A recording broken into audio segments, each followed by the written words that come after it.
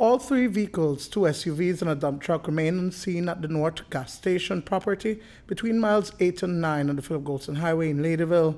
It's a telltale sign that something went awfully wrong on Thursday evening shortly after 5 o'clock. Surveillance footage captured the ordeal that has left one woman dead. As can be seen, a Jeep SUV driven by 38-year-old Walter McCulloch comes to a stop on the highway before the dump truck, despite trying to avoid a collision, rear-ends the SUV. The vehicles are pinned together and come to a stop on the gas station compound after it crashes into a lamppost and a parked Toyota RAV-Four. The dump truck was driven at the time by 31-year-old Errol Garbott, who recounted what happened just after 5 p.m. I was on my last load, probably a little bit after 5, maybe 10 past, on my way to the marina down the road a bit to deliver my last load. And almost in front here, the driver of this Jeep just came to a stop in front of my truck, and I'm loaded. So I sounded the horn, and he looked back at me in the mirror, and I just held the horn and tried to stop, but these trucks don't stop on a dime. I tried to avoid him. I got on as much to the side as I could, so what really hit him is the front here and my wheel. So he caught the wheel. I started turning my steering. I couldn't hold it. I almost broke my hand trying to hold the steering wheel.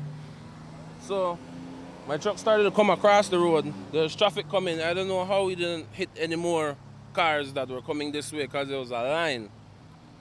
My lane didn't have anything but him in it. My lane was clear. He turned into like a crash bar in front of my truck. So he actually entered in here before me and eventually ended up hitting this car and ended up here. Minutes after, both drivers got out to find that a woman had been hit. She was on her side near the rear wheel of the dump truck. Many residents hurried to the scene to render assistance to Marcia Lopez. The 22-year-old resident of San Pablo Village, Orange Walk, had just left her work at Global Village Hotel across the highway and was waiting for a bus to travel home. She was taken to the KHMH but succumbed this morning. When I stepped out, I saw the people in here going crazy. But I didn't see that girl down there until I stepped out. I didn't even know. And then somebody was shouting, somebody's under my truck. So I turned around and I looked, and they were saying somebody else is under there. So I looked and there was nobody else, it was just her. And my truck actually stopped right before it would have rolled on top of her. They have to feel one kind of way. I mean, I don't know the young lady, but man, that I heard she has 2 children.